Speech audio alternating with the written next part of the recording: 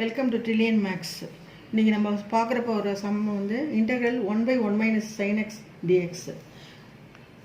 First integral 1/1 - sin x dx equal to இதை வந்து 1 - sin x ஓட காஞ்சுகேட் நம்ம எடுத்துக்கணும். அதை வந்து ரெண்டு பக்கமும் மல்டிப்ளை பண்ணிக்கணும். அதுக்கு 1/1 - sin x integral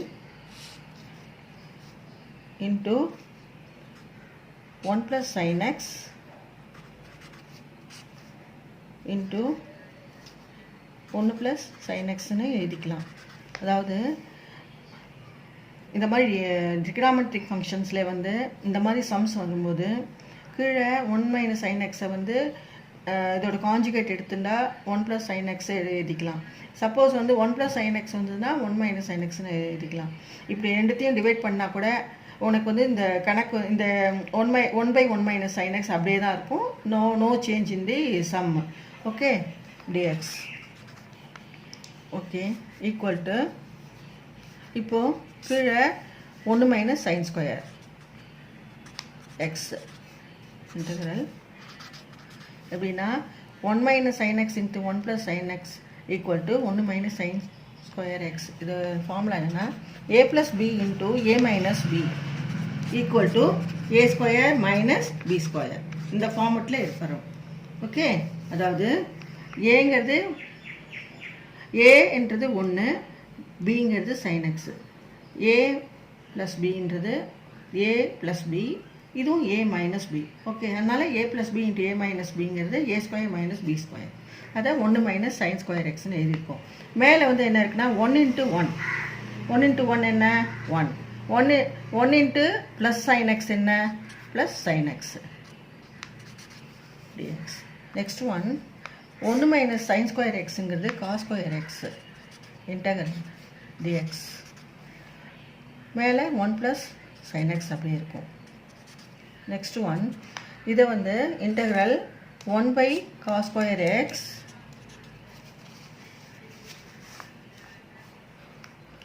plus sin x divided by cos square எக்ஸ்னு எழுதிக்கலாம். இதை ஃபில்டர் பண்ணி நெக்ஸ்ட் 1/cos ஸ்கொயர் எக்ஸுங்கிறது என்ன இன்டெக்ரல் சீக்கன் ஸ்கொயர் எக்ஸ் இது plus sin x by cos x into 1/cos xன்னு இதை எழுதிக்கலாம் dx. அதாவது sin x by cos square எக்ஸை வந்து cos x கீழே cos ஸ்கொயர் எக்ஸ் இருக்கு இல்லையா, அது வந்து cos x இன்ட்டு cos xன்னா cos ஸ்கொயர் எக்ஸ். ஸோ இதை மாதிரி ஸ்ப்ளிட் அப் பண்ணிக்கிறோம். பண்ணிட்டு next integral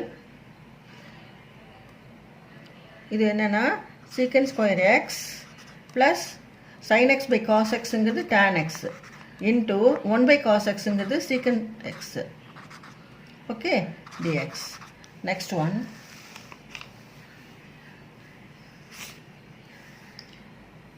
integral secant square எக்ஸுங்கிறது என்ன tan x plus secant x tan x dxங்கிறது என்ன சீக்கண்ட் எக்ஸ்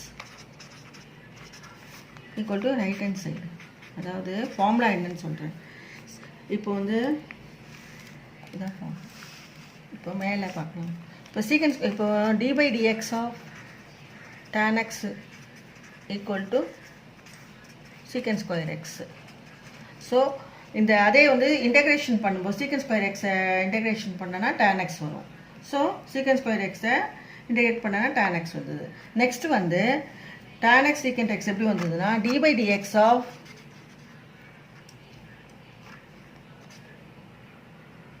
secant x இதை டிஃபரன்ஷியேட் பண்ணோன்னா secant x tan xன்னு வரும்.